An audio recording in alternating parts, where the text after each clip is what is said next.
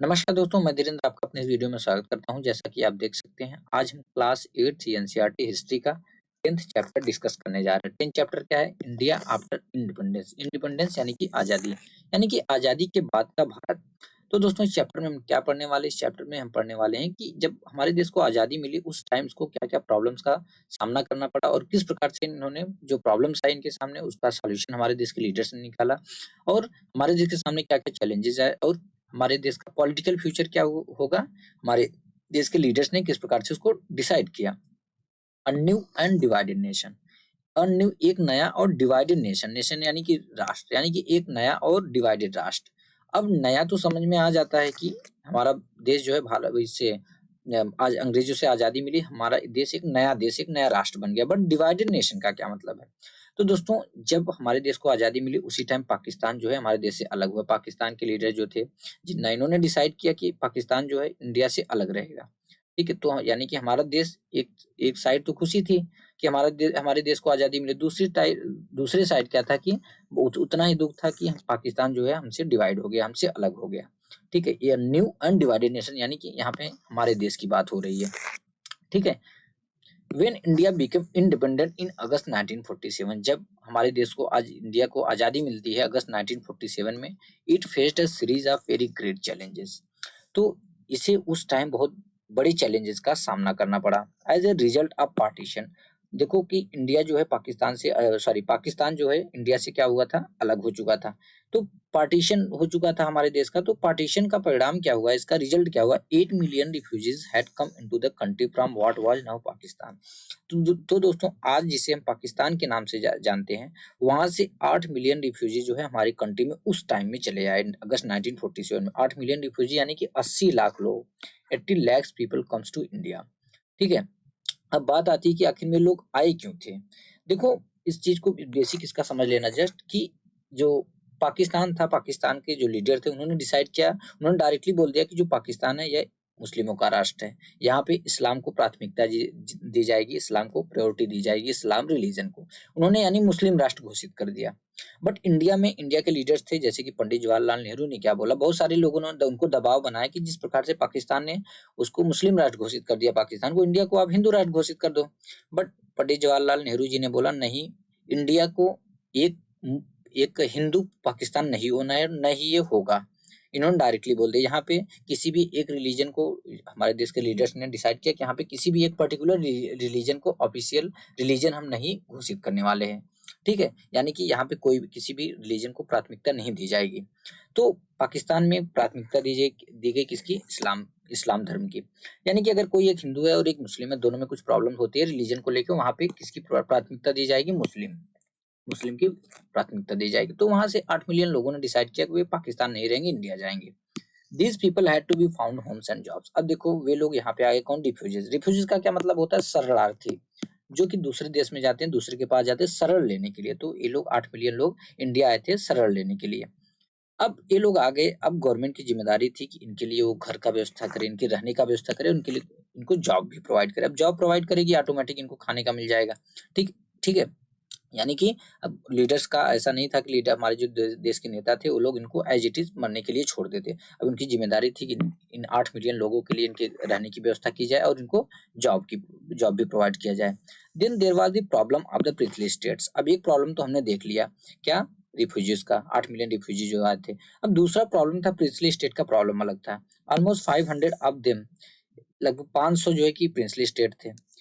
Each rule by महाराजा और नवाब। तो 500 जो प्रिंसली स्टेट थे, वो महाराजा और नवाब के द्वारा जो है कि रूल किए जाते थे। मतलब कुछ स्टेट ऐसे थे जिसमें जो महाराजा के द्वारा रूल किए जाते थे, कुछ नवाबों के द्वारा।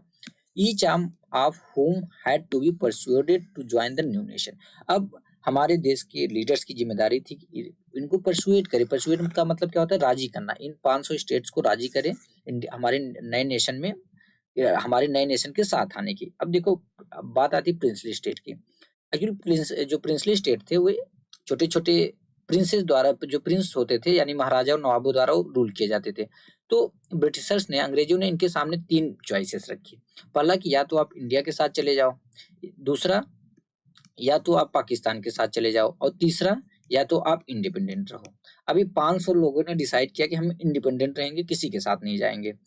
ठीक है, तो अब इंडिया का जो हमारे देश के जो नेता थे, जो हमारे लीडर थे, उन्होंने डिसाइड किया कि इनको अपने साथ लाना है। क्यों 500?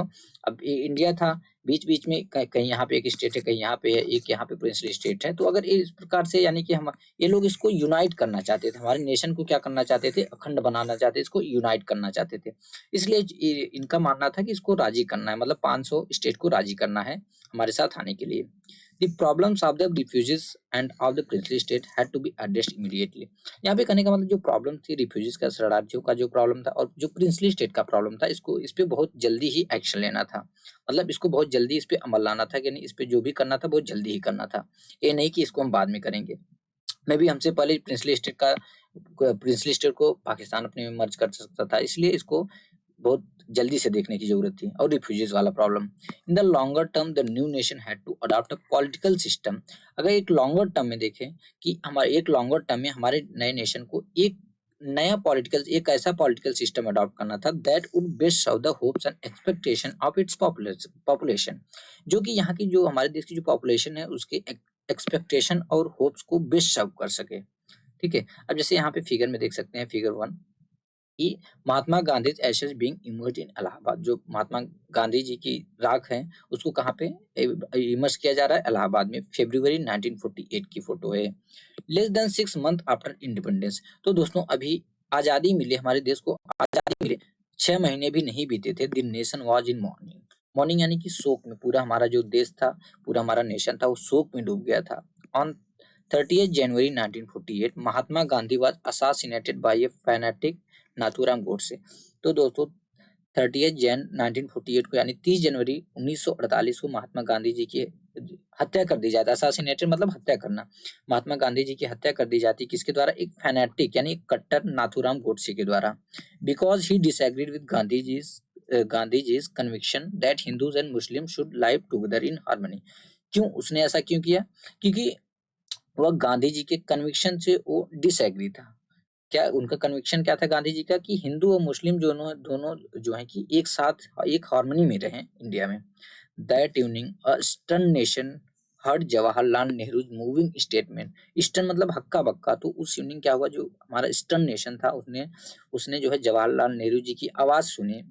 इस पे ओवर ऑल इंडिया रेडियो पे, फ्रेंड्स एंड कॉमरेड्स, दोस्तों एंड साथियों, the light has gone out of our lives. कि जो लाइट है वो हमारी जो लाइट है हमारी लाइफ से चली गई, हमारे जीवन से दूर चली गई। And there is darkness everywhere.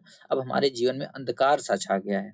Our beloved leader, हमारे प्यारे लीडर्स जो लीडर थे, the father of nation is no more. हमारे प्यारे leader, the father of nation यानी हमारे राष्ट्रपिता अब नहीं रहे।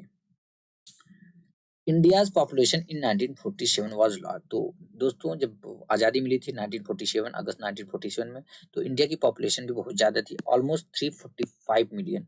तो इंडिया की पॉपुलेशन तब 345 मिलियन थी।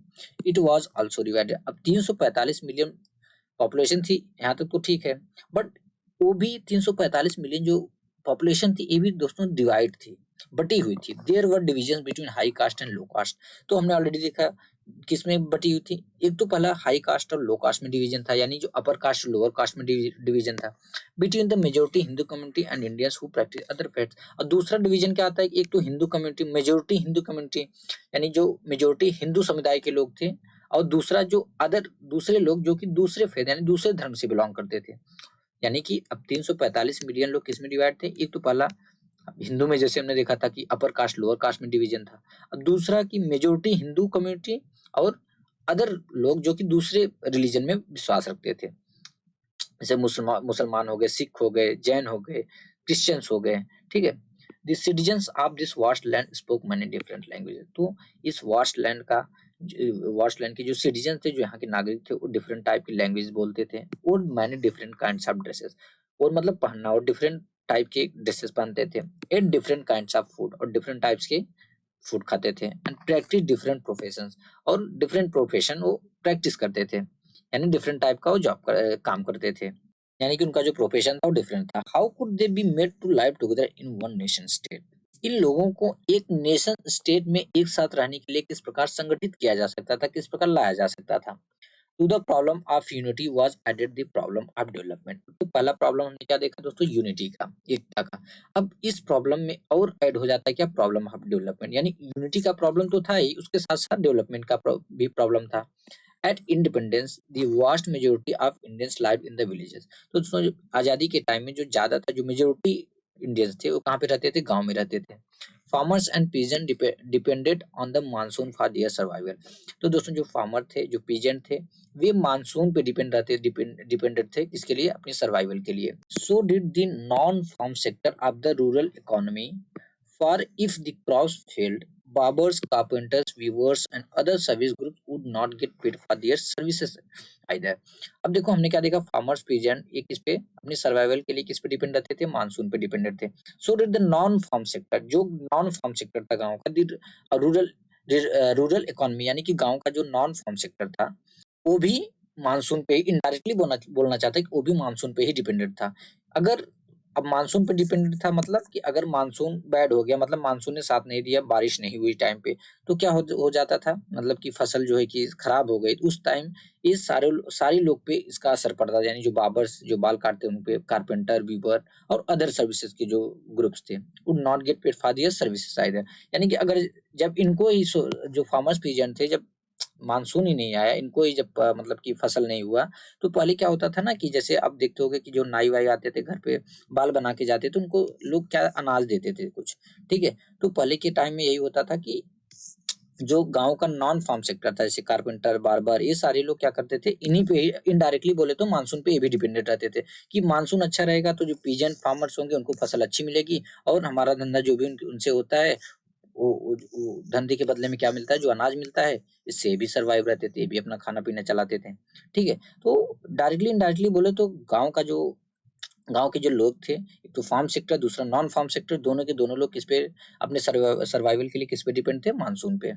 In the cities factory workers live in crowded slums. तो अब बात आती है सिटीज की। तो दोस्तों सिटीज में जो फैक्ट्री वर्कर्स थे वो कहाँ पे रहते थे, क्राउडेड स्लम्स में रहते थे। स्लम यानी झुग्गी झोपड़ी जो होती है, वो क्राउडेड स्लम्स में रहते थे, with little access to education और हेल्थ केयर। वो क्राउडेड स्लम्स में रहते थे जहाँ पे हेल्थ केयर का और एजुकेशन का बहुत ही कम एक्सेस था, ठीक, यानी कि उनको अच्छे से एजुकेशन नहीं मिल पाती थी, अच्छा हेल्थ केयर की सुविधा नहीं मिल पाती थी। Clearly the new nation had to lift its masses out of poverty. तो क्लियरली बोले तो जो नया नेशन था हमारा, उसको अपने मासेस को, यानी अपने लोगों को गरीबी से दूर करना था, गरीबी से ऊपर उठाना था, ऊपर लिफ्ट करना था। कैसे, by increasing the productivity of agriculture.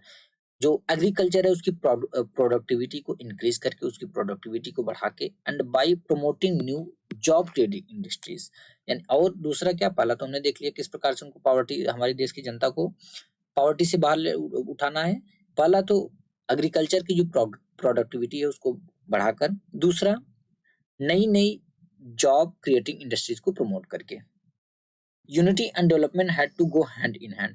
तो यूनिटी और डेवलपमेंट को दोनों को साथ में, hand to hand, hand in hand का मतलब है साथ में लेके चलना, ठीक है। तो यूनिटी और डेवलपमेंट को दोनों को साथ में लेके चलना था हमारी गवर्नमेंट को, यानी हमारे लीडर्स को। If the division between different section of India were not healed, healed मतलब खत्म करना या ठीक करना। तो अगर if the division between different हमारी जो इंडिया के डिफरेंट सेक्शन के बीच का जो डिवीजन था, अगर उसको जल्दी से न खत्म किया जाता, they could result in violent and costly conflict. तो लीडर्स ने वो सोचा कि अगर ये जो डिवीजन है इंडियंस के बीच में, अगर इसको खत्म नहीं किया जाए, जल्दी से ठीक न किया जाए, लोगों की मेंटेलिटी को जल्दी ठीक नहीं किया जाए, तो इससे एक बहुत ही वायलेंट और कॉस्टली कॉन्फ्लिक्ट हो सकते हैं। High caste fighting with low caste, यानी हाई कास्ट के जो लोग होंगे वो हाई कास्ट के लोगों को, यानी कि हाई कास्ट के जो लोग हैं उनको किससे कॉन्फ्लिक्ट रहेगा, लो कास्ट के लोग। यानी कि ये लोग सोच रहे थे, लीडर्स लोग सोच रहे थे कि अगर जो डिवीजन है उसको जल्दी से खत्म ना किया जाए तो एक बहुत ही वायलेंट और कॉस्टली कॉन्फ्लिक्ट होने का खतरा है। जैसे कि हाई कास्ट के का एक उनको डाउट है कि कहीं हाई कास्ट जो है किससे ना फाइट कर बैठे, लो कास्ट के लोगों से, लो कास्ट के लोगों से, यानी कि अपर कास्ट के लोग कहीं, उनको डर था कि अपर कास्ट के लोग कहीं लोअर कास्ट के लोगों से न भिड़ जाएं। Hindus with Muslims and so on, और उसी टाइप, और उन्होंने क्या सोचा, मे बी हिंदू या मुस्लिम आपस में न भिड़ जाएं। इसी प्रकार मान लो दूसरे रिलीजन के लोग वे आपस में न भिड़ जाएं। तो उनका कहने का मतलब था जो डिवीजन है उसको जल्दी से जल्दी ठीक करना, जल्दी से जल्दी हटाना है, अदरवाइज एक वायलेंट और कॉस्टली कॉन्फ्लिक्ट हो सकता है अपर कास्ट और लोअर कास्ट के लोगों में, हिंदू मुस्लिम के लोगों में, इसी प्रकार से डिफरेंट सेक्शन के बीच में।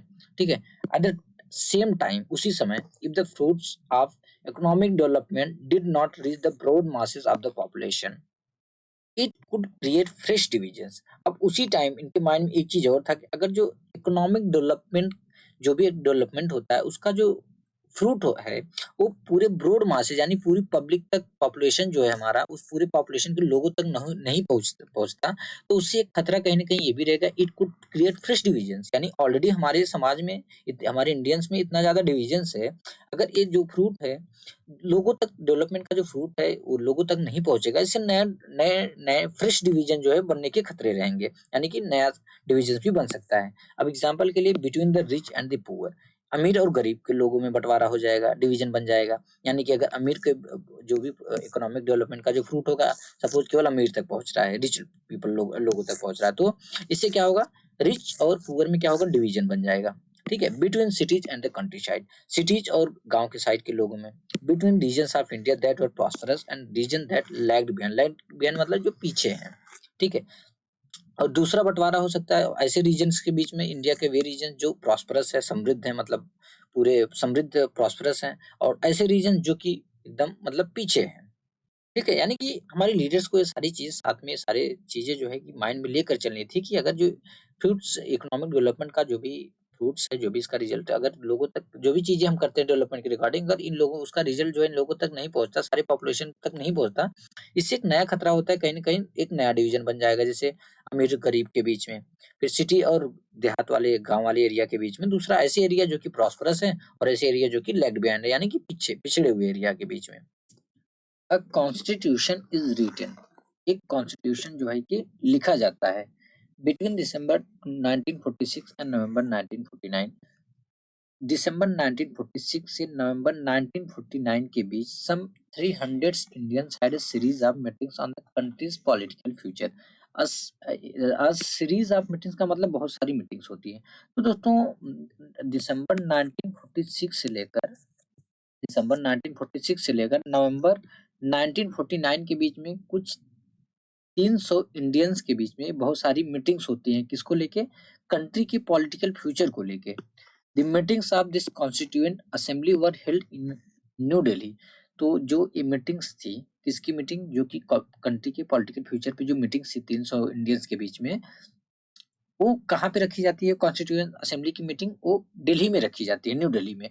But the participants came from all over India, but जो पार्टिसिपेंट थे, जो उसके मेंबर थे, वो पूरे इंडिया से थे। ठीक है, and from different political parties, और वे डिफरेंट पॉलिटिकल पार्टी से बिलोंग करते थे। अब देखिए कॉन्स्टिट्यूएंट असेंबली क्या होता है, कॉन्स्टिट्यूएंट असेंबली में नॉर्मली क्या होते हैं, इलेक्टेड मेंबर होते हैं। इलेक्टेड मेंबर जैसे कि अगर कोई पार्टी है, ठीक है, अब जैसे कि अब एक कॉन्स्टिट्यूएंट असेंबली में जो इलेक्टेड मेंबर, यानी जो मेंबर जीतते हैं, जैसे कि अभी प्रेजेंट टाइम में सपोज बीजेपी की गवर्नमेंट है, अभी बीजेपी की गवर्नमेंट है। अब कॉन्स्टिट्यूएंट असेंबली में ऐसा नहीं कि केवल और केवल बीजेपी गवर्नमेंट के जो मतलब मेंबर होंगे वे बैठेंगे, नहीं, जो कॉन्स्टिट्यूएंसी के जो भी विनर मेंबर रहेंगे, यानी कि कुछ बीजेपी के होंगे, कुछ कांग्रेस के होंगे, तो इस प्रकार जो कॉन्स्टिट्यूएंट असेंबली होता है उसमें जो इलेक्टेड मेंबर होते हैं वे पार्टिसिपेट करते हैं। ठीक है, These discussions resulted in the framing of the Indian Constitution। तो बहुत सारी जो डिस्कशंस हुई, बहुत सारी मीटिंग्स हुई, इसका रिजल्ट क्या हुआ कि इंडियन कॉन्स्टिट्यूशन को फ्रेम किया गया, विच केम इनटू इफेक्ट ऑन 26 जनवरी 1950। यानी जो कॉन्स्टिट्यूशन था, जो इंडियन कॉन्स्टिट्यूशन की फ्रेमिंग की गई, वो कब लागू होता है, वो 26 जन 1950 को। One feature of the constitution was it's adoption of universal adult franchise. तो जो हमारा कॉन्स्टिट्यूशन था उस टाइम, इसका एक फीचर था, एक क्या फीचर था कि इस कॉन्स्टिट्यूशन में यूनिवर्सल एडल्ट फ्रेंचाइज को क्या किया गया, अडॉप्ट किया गया। यूनिवर्सल को हिंदी में बोलते हैं सार्वजनिक, या सार्वजनिक यानी कि ऑल पीपल, इसका मतलब आप समझ लो ऑल पीपल। फ्रेंचाइज यानी कि वोट देने का अधिकार। ठीक है, क्या जिसको कि मताधिकार भी बोलते हैं। एडल्ट यानी कि वयस्क, यानी कि इसमें कहने का मतलब यूनिवर्सल एडल्ट फ्रेंचाइज जो अडॉप्ट किया गया इसके अकॉर्डिंग कि जितने भी जो भी एडल्ट रहेंगे, यानी कि ऑल पीपल, यूनिवर्सल का मतलब ऑल पीपल हो गया, ऑल पीपल ठीक है। अब इसमें एडल्ट जोड़ दिया गया, एडल्ट यानी कि जो एडल्ट होंगे ऑल पीपल में, यानी कि ऑल पीपल ऐसे समझो, ऑल पीपल ब्रैकेट में समझ लो एडल्ट, यानी जितने भी एडल्ट लोग होंगे, फ्रेंचाइज यानी उन्हें वोट देने का अधिकार होगा। यानी कि हमारे इंडियन कॉन्स्टिट्यूशन का एक बहुत ही स्पेशल फीचर क्या था कि इसमें यूनिवर्सल एडल्ट फ्रेंचाइज को जो है कि अडॉप्ट किया गया। All Indians above the age of 21 would be allowed to vote in state and national election. यहाँ पे एडल्ट किसको बोला गया? 21 ईयर से जो अबव थे, ठीक है। सारे इंडियन जिनकी एज 21 ईयर से ज्यादा थी उन वे स्टेट और नेशनल इलेक्शन में उन्हें वोट देने का अधिकार था, यानी कि वे वोट दे सकते थे। This was a revolutionary step, यह एक रिवॉल्यूशनरी स्टेप था। क्यों? For never before had Indians been allowed to choose their own leaders, क्योंकि दोस्तों इसके पहले इंडियंस को कभी अलाउ नहीं किया गया था उनके अपने खुद के लीडर को चूज करने में। इन अदर कंट्रीज में, जैसे कि यहाँ पे फ्रेंचाइज का क्या मतलब? दी राइट टू वोट, जैसे हमने बात किया ना कि वोट देने का अधिकार, इसका फ्रेंचाइज का मतलब होता है राइट टू वोट, वोट देने का अधिकार। In other countries such as the United Kingdom and United State, other countries जैसे कि यूनाइटेड किंगडम में, यूनाइटेड स्टेट्स में, this right had been granted in stages. जो ये राइट था, कौन सा राइट? वोट देने का जो राइट था वो कुछ स्टेजेस में आया। स्टेजेस द सेंस ऐसा नहीं था कि जैसे कि हमारे इंडिया में क्या हुआ कि हमें जैसे ही आज़ादी मिली हमारे लीडर इतना अच्छा मतलब अच्छा काम किए कि हमें जैसे ही इंडिपेंडेंस हुए, यानी कि हमको जैसे ही आज़ादी मिली शीघ्र ही उन्होंने वोट देने का अधिकार सबको दे दिया, चाहे वो मतलब कोई मतलब आदमी हो चाहे औरत हो, कोई मतलब किसी भी जेंडर से बिलोंग करता है, किसी भी कास्ट से बिलोंग करता हो, किसी भी रिलीजन से बिलोंग करता हो, सारे लोगों को उसके पास ज्यादा प्रॉपर्टी हो, मतलब कि वो रिच हो या पुअर हो या एजुकेटेड हो या अनएजुकेटेड हो, ये सबको वोट देने का अधिकार इन्होंने ग्रांट कर दिया। बट अदर कंट्रीज में ऐसा नहीं था। जैसे यूनाइटेड स्टेट्स और यूके में क्या हुआ कि यहाँ पे स्टेजेस पे ये राइट दिया गया, यानी कि पहले केवल जिनके पास प्रॉपर्टी होती थी उनको वोट देने का अधिकार था, फिर उसके बाद जिनका जो एजुकेटेड थे उनको वोट देने का अधिकार। इस प्रकार मतलब एक स्टेज में this right had been granted in stages, यानी कि स्टेज में राइट दिया गया, ऐसा नहीं कि सारे लोगों को एक ही बार दे दिया गया, ठीक है। अब जैसे कि यूनाइटेड स्टेट आजाद कब हुआ? वो 4 जुलाई 1776 को। और वहां की जो औरतें थी उनको वोट देने का अधिकार कब मिला? 1920 में। अब सोचो कितना ज्यादा उनको स्ट्रगल करना पड़ा वोट देने का अधिकार, यानी कि उनको सफरेज के लिए, फुल सफरेज के लिए, उनको वोट देने के अधिकार के लिए कितना ज्यादा उनको जो है स्ट्रगल करना पड़ा। और यूके में औरतों को वोट देने का अधिकार 1928 में मिलता है, ठीक है। बट इंडिया में ये बिल्कुल भी इसका अलग था। जैसे कि first only main of property had the vote. अब इसको समझेंगे कि जो स्टेजेस क्या है, कि जैसे सबसे पहले क्या था कि जिसके पास प्रॉपर्टी है उनको वोट देने का अधिकार था। Then men who were educated were also added on, उसके बाद जो एजुकेटेड थे उनको भी ऐड ऑन कर दिया गया, मतलब उनको भी वोट देने का अधिकार मिल गया। यानी कि सबसे पहले जिनके पास प्रॉपर्टी थी वे लोग थे, यानी वे वोट दे सकते थे। उसके बाद किसको ऐड किया गया? एजुकेटेड लोगों को, जो एजुकेटेड थे उनको ऐड किया गया। उसके बाद working class man got the vote only after a long struggle, जो वर्किंग क्लास के लोग थे, जो काम वाम करते थे, यानी कि जो मजदूर लोग थे, एक हिसाब से आप समझ लो कि जो वर्किंग क्लास के लोग थे उनको वोट देने का जो अधिकार मिला वो बहुत ही लंबे स्ट्रगल के बाद मिला।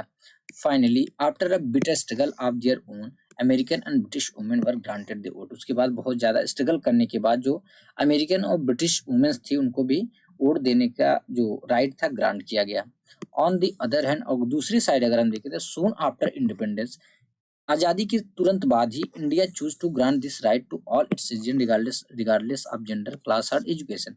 अगर दूसरे साइड हम देखें कि जो इंडिया इंडिपेंडेंस की आजादी मिलने के तुरंत बाद ही अपने सारे सिटीजन्स को वोट देने का अधिकार दे देता है, वो चाहे किसी भी जेंडर से बिलोंग करता हो, चाहे भी किसी भी क्लास से बिलोंग करता हो, चाहे वो एजुकेटेड हो चाहे एजुकेटेड नहीं हो। और जैसे कि हमने देखा था अभी लास्ट चैप्टर में हमने क्या पढ़ा था कि जो पंडित जवाहरलाल नेहरू जी थे, अदर जो लीडर्स थे, उन्होंने प्रॉमिस कर लिया था वुमेन्स थे, क्योंकि वो लोग बहुत ज्यादा आंदोलन कर रही थी वोट देने के अधिकार को लेकर। उन्होंने उनसे प्रॉमिस किया था कि अभी आप हमारे साथ रहो, कि एंटी ब्रिटिश स्ट्रगल में हमारा साथ दो, हम जैसे ही आजादी हमको मिलेगी, हम उन्होंने प्रॉमिस किया जैसे आजादी मिलेगी हम वोट देने का अधिकार आपको दे देंगे, ठीक है। A second feature of the constitution was that it guaranteed equality before the law to all citizen. अब दूसरा जो फीचर था कॉन्स्टिट्यूशन का वो क्या था कि ये गारंटी करता था कि लॉ के सामने सारे सिटीजन जो इक्वल होंगे, चाहे वो प्रेसिडेंट हो, चाहे प्राइम मिनिस्टर हो और चाहे एक कॉमन पर्सन कोई हो, यानी कि कोई एक आम आदमी हो गया और उसके सामने कोई प्रेसिडेंट हो गया, ये दोनों जो है कि इक्वली ट्रीट किए जाएंगे। किसके सामने? बिफोर द लॉ, लॉ के सामने दोनों समान होंगे, चाहे वो किसी भी कास्ट से बिलोंग करता है, चाहे किसी भी रिलीजियस एफिलिएशन से हो। एफिलिएशन मतलब किसी भी रिलीजन से वो संबंध रखता हो। There were some Indians who wished that the political system of the new nation be based on Hindu ideals। तो कुछ दोस्तों, कुछ ऐसे भी इंडियन थे जो जिनकी यह इच्छा थी कि जो पॉलिटिकल सिस्टम हो नए नेशन का, यानी कि हमारे इंडिया का जो नए नेशन का जो पॉलिटिकल सिस्टम हो वो हिंदू आइडल्स पे बेस्ड हो, and that India itself be run as a Hindu state. और इंडिया जो है एक हिंदू स्टेट के रूप में रन करना चाहिए, यानी कि इंडिया को एक हिंदू राष्ट्र घोषित कर देना चाहिए। They pointed to the example of Pakistan. इसके लिए उन्होंने पाकिस्तान का एग्जाम्पल दिया कि a country created explicitly to protect and further the interest of a particular religious community the Muslims. Explicitly मतलब स्पष्ट रूप से या क्लियरली, यानी उन्होंने जो बोल रहे थे कि इंडिया को एक हिंदू राष्ट्र घोषित कर देना चाहिए, एक हिंदू स्टेट के रूप में रन करना चाहिए, उन्होंने पाकिस्तान का एग्जाम्पल देते हुए बोला कि यह एक ऐसी कंट्री जो कि स्पष्ट रूप से केवल इसलिए बनाई गई थी कि एक पर्टिकुलर रिलीजियस कम्युनिटी, एक पर्टिकुलर रिलीजियस समुदाय मुस्लिम के हितों की रक्षा के लिए, उनके इंटरेस्ट को प्रोटेक्ट करने के लिए ही बनाई गई थी। यानी उन्होंने एग्जांपल दिया कि जो पाकिस्तान है वो पर्टिकुलरली केवल इसीलिए बनाया गया, स्पेशली इसीलिए बनाया गया कि जो एक पर्टिकुलर कम्युनिटी है, पर्टिकुलर समुदाय है मुस्लिम, उनकी जो इंटरेस्ट है उसको प्रोटेक्ट किया जा सके। However the Indian prime minister, जबकि जो हमारे जो इंडियन प्राइम मिनिस्टर थे Jawaharlal Nehru ji was of the opinion, इनका ओपिनियन था कि that India could not and must not be become a Hindu Pakistan. इन्होंने क्या बोला कि इंडिया एक हिंदू पाकिस्तान नहीं हो सकता और न ही होना चाहिए। कुड नॉट यानी नहीं हो सकता, मस्ट नॉट बिकम मतलब होना भी नहीं चाहिए। Besides Muslims India also had large populations of Sikhs and Christian. तो दोस्तों, इंडिया में मुस्लिम्स के अलावा और किसकी पॉपुलेशन ज्यादा थी? सिख होते थे उनकी, और क्रिश्चियंस, यानी इंडिया में मुस्लिम्स के अलावा सिख भी थे, सिख पॉपुलेशन भी थी और क्रिश्चियन पॉपुलेशन भी थी, as well as many Parsis and Jains. और यहाँ तक कि बहुत सारी पारसीज भी थे, मतलब पारसीज पॉपुलेशन भी थी और जैन पॉपुलेशन भी थी। अंडर द न्यू कॉन्स्टिट्यूशन के अंदर they would have the same rights as Hindus, यानी कि नए कॉन्स्टिट्यूशन के अंदर उनके पास भी सेम राइट था जैसा कि हिंदूज के पास था। यानी कि हिंदू कम्युनिटी ज्यादा थी, मेजोरिटी में हिंदू लोग थे, बट हमारे कॉन्स्टिट्यूशन में ऐसा नहीं किया गया कि ज्यादा राइट, ज्यादा अधिकार हिंदू को के पक्ष में दिया गया। नहीं, सारे लोग इक्वल थे, सारे लोगों के पास समान राइट दिया गया। The same opportunities when it came to seeking jobs in government और द प्राइवेट सेक्टर। और उनके पास सेम अपॉर्चुनिटी, उनको सेम अपॉर्चुनिटीज दिया गया जब वे किसी भी गवर्नमेंट जॉब में जाएंगे या प्राइवेट सेक्टर में, यानी कि जब भी कोई भी हिंदू हो या मुस्लिम हो, सिख हो या क्रिश्चियन हो या जैन हो या पारसी हो, कोई भी हो, जब वे किसी गवर्नमेंट जॉब में जाएंगे या किसी प्राइवेट सेक्टर में जॉब के लिए जाएंगे, उनके पास सेम अपॉर्चुनिटीज रहेगी। ठीक है, the same right before the law, law के सामने भी उनको सेम अधिकार दिया गया। और third feature of the constitution was that it offered special privileges for the poorest and most disadvantaged Indians। एक तीसरा फीचर जो हमारे इंडियन कॉन्स्टिट्यूशन का था कि यह जो है कि पुअरेस्ट और डिसएडवांटेज्ड इंडियंस को, जो डिसएडवांटेज जो ग्रुप्स थे उनको स्पेशल प्रिविलेजेस प्रोवाइड किया, स्पेशल प्रिविलेजेस ऑफर किया। ठीक है, प्रिविलेजेस यानी कि स्पेशल सुविधा, स्पेशल प्रिविलेज यानी कि स्पेशल सुविधा दिया गया। The practice of untouchability describe as a slur and a blot on the fair name of India. Slur यानी कि कलंक, ब्लॉट यानी कि धब्बा। एक इंडिया के फेयर नाम का जो एक स्लर या ब्लॉट कहा जाने वाला जो अनटचेबिलिटी का जो प्रैक्टिस था, यानी कि अछूत की जो प्रथा थी, उसको क्या कर दिया गया? वाज अबोलिश, उसको अबोलिश कर दिया गया। यानी कि इंडिया के फेयर नाम पे जो कलंकित था और धब्बा था, क्या वो था? अनटचेबिलिटी की जो प्रथा थी उसको क्या कर दिया गया? अबोलिश कर दिया गया। ठीक है, यानी कि जो अछूत की प्रथा थी उसको खत्म कर दिया गया। Hindu temples previously open to only the higher caste. जैसा कि हमने देखा था, जो हिंदू टेम्पल थे वे केवल हायर कास्ट के लिए थे, यानी कि उसके अंदर जाना केवल हायर कास्ट को अलाउड था, अपर कास्ट के लोगों को अलाउड था, लोअर कास्ट के लोगों को अलाउड नहीं था। Were thrown open to all including the former untouchables. अब वह हिंदू टेम्पल सारे लोगों के लिए ओपन कर दिया गया, यहाँ तक कि जो पहले के अनटचेबल जो अछूत लोग थे भी, जो अछूत लोग थे उनको भी जाना उसमें अलाउ कर दिया गया। आफ्टर अ लॉन्ग डिबेट एक लंबे डिबेट के बाद the constituent assembly also recommended that certain percentage of seats in legislature as well as jobs in government be reserve for members of the lowest caste. तो दोस्तों एक लंबे debate के बाद कॉन्स्टिट्यूएंट असेंबली में यह भी रिकमेंड किया गया क्या कि लेजिस्लेचर में और गवर्नमेंट जॉब में कुछ सीटें जो है कि सर्टेन परसेंटेज ऑफ सीट्स यानी कुछ परसेंटेज सीट्स जो हैं वे लोवेस्ट कास्ट के मेंबर के लिए जो है कि रिजर्व कर दी जाए। It had been argued by some that untouchables, or as they were now known, Harijan candidates did not have good enough grade to get into the prestigious Indian administrative service. Did not have good enough grades, यानी कि उनके पास योग्यता enough योग्यता शैक्षणिक योग्यता नहीं होती थी। प्रेस्टिजियस यानी कि प्रतिष्ठित। तो कुछ लोग ऐसे थे उन्होंने उनका क्या कहना था कि जो अनटचेबल लोग हैं जिसको कि आज हम हरिजन के नाम से जानते हैं उनके पास उतना शैक्षणिक योग्यता नहीं होती थी, उनके पास वे उतना एजुकेटेड नहीं है, ऐसे समझ लो वे उतना ज़्यादा पढ़े लिखे नहीं है, वे उतना ज़्यादा एजुकेटेड नहीं है कि वे इंडियन एडमिनिस्ट्रेटिव सर्विसेज जैसी जो प्रेस्टिजियस जो प्रतिष्ठित सर्विसेज है उसमें जा सके। बट लेकिन as one member of the constituent assembly, but constituent assembly के एक मेंबर थे जिनका नाम था एच.जे. खांडेकर। उन्होंने क्या बोला, it was the upper caste who were responsible for the Harijans being unfit today. उन्होंने बोला कि जो हरिजन है आज वे अनफिट हैं, इसके पीछे कौन जिम्मेदार है? इसके पीछे जिम्मेदार है अपर कास्ट के लोग, ठीक है, यानी कि अपर कास्ट के लोगों की वजह से ही जो हरिजन है आज वे अनफिट है। Addressing his more privileged colleagues, Khandekar said, अपने कॉलीग्स को एड्रेस करते हुए खांडेकर ने क्या बोला कि we were suppressed for thousands of year, हम हजारों साल हमें सप्रेस किया गया। You engage us in your service to serve your own end, आपने ये अपर कास्ट के लोगों को बोला कि आपने अपनी सर्विस कराने अपने सर्व करने के लिए आपने अपनी सर्विस में ही हमको रखा, अपनी सेवा में हमको रखा। And suppressed us to such an extent, और हमको उस एक्सटेंट तक उस लिमिट तक आपने सप्रेस किया, हम पर दबाव डाला, that neither our minds nor our bodies and not even our heart work, उस एक्सटेंट तक हमको सप्रेस कर दिया कि हमारा माइंड यहाँ तक हमारी बॉडी भी न हमारा जो हार्ट भी जो है कि वर्क करना बंद कर दिया। Nor are we able to march forward, और यहाँ तक उस एक्सटेंट तक आपने हमको सप्रेस किया कि हम आगे भी बढ़ने में एबल नहीं है।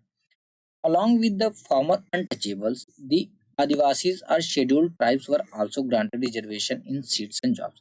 अब आगे क्या आता है कि अनटचेबल को, जो फॉर्मर अनटचेबल थे उनको तो सीट्स जो है कि ग्रांट कर दी गई, कुछ सर्टेन परसेंटेज ऑफ सीट्स, और उनके साथ साथ जो आदिवासी थे या जो शेड्यूल्ड ट्राइब्स थी उनको भी रिजर्वेशन इन सीट्स हैं, उनको भी लेजिस्लेचर में जो सीट्स थी और गवर्नमेंट जॉब में कुछ परसेंटेज ऑफ सीट जो है कि रिजर्व कर दी गई।